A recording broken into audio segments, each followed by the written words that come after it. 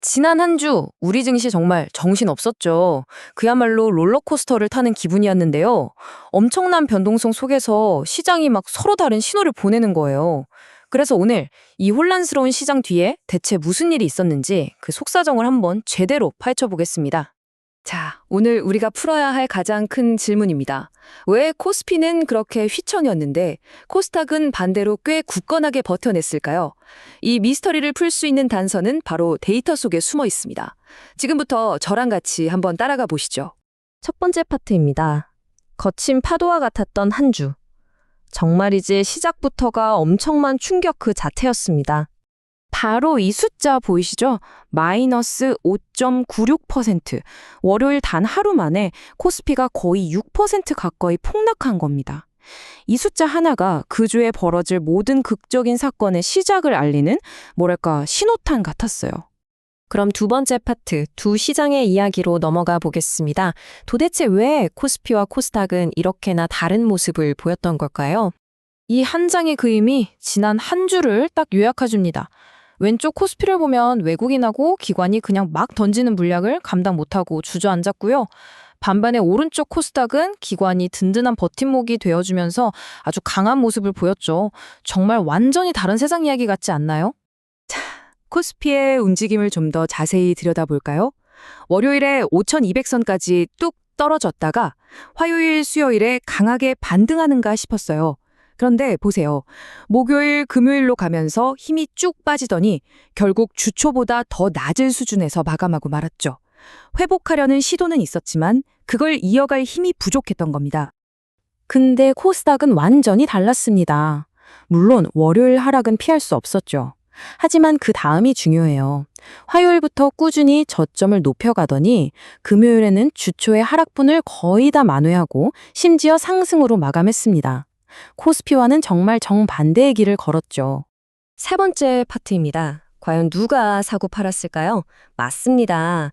결국 주식시장은 돈의 흐름을 따라가 보면 그 진짜 이야기가 보입니다. 코스피 시장부터 보시죠. 그림이 아주 명확합니다. 외국인이 무려 6조 2천억 원, 그리고 기관도 1조 원 넘게 팔아치웠습니다. 이 어마어마한 물량을 누가 다 받아냈을까요? 네, 바로 개인 투자자들이었습니다. 무려 7조 3,800억 원어치를 사들이면서 방어에 나선 거죠. 자, 이제 코스닥을 한번 보세요.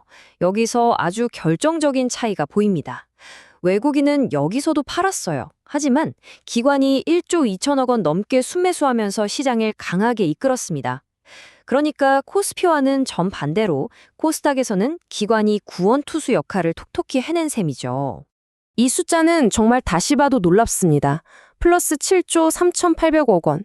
개인이 코스피의 하락을 막기 위해 쏟아부은 그야말로 역대급 자금입니다.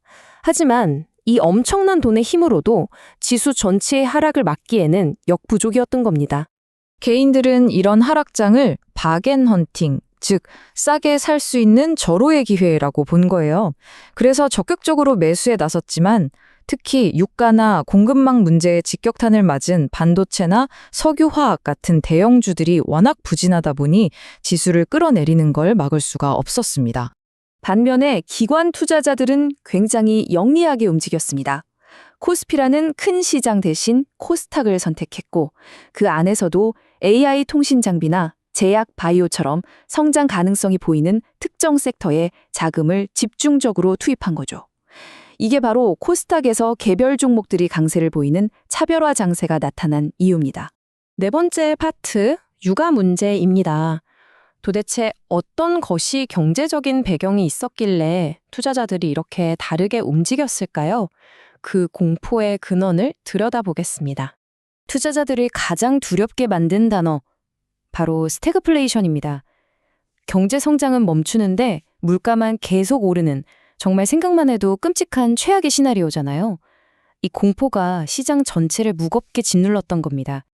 그리고 이 스태그플레이션 공포에 기름을 부은 게 바로 유가였습니다.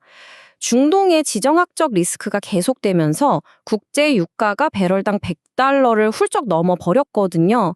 이건 시장의 불안감을 거의 최고조로 끌어올리는 역할을 했습니다. 자, 그럼 마지막으로 다음 주 관전 포인트를 짚어보겠습니다. 이렇게 혼란스러운 상황 속에서 우리는 앞으로 무엇을 어떻게 지켜봐야 할까요? 앞으로 시장의 방향을 결정할 몇 가지 중요한 변수들입니다. 첫째도 둘째도 유가가 안정되는지가 가장 중요하고요. 또 미국 무역대표부에서 어떤 발표를 내놓을지도 지켜봐야 합니다. 화학이나 철광 쪽 공급망 문제도 여전하고요. 그러다 보니 원전이나 게임, 바이오 같은 이른바 방어주들이 당분간 피난처 역할을 할 가능성이 높습니다. 그래서 전문가들은 지금 같은 상황에서는 이렇게 대응하라고 조언합니다. 일단 언제든 움직일 수 있도록 현금을 충분히 확보해두고 공격적인 투자보다는 방어적인 포트폴리오를 짜는 데 집중하라는 거죠.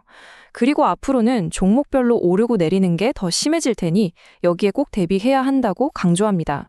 결국 지난 한 주는 우리에게 아주 의미심장한 질문을 던졌습니다. 이렇게 예측 불가능한 외부 충격이 시장을 마구 뒤흔들 때 잔뜩 몸을 웅크리고 방어하는 것만이 유일한 그리고 최선의 전략일까요? 어쩌면 방어가 최고의 공격이라는 말이 지금 시장에 딱 맞는 말일지도 모르겠습니다. 여러분의 생각은 어떠신가요?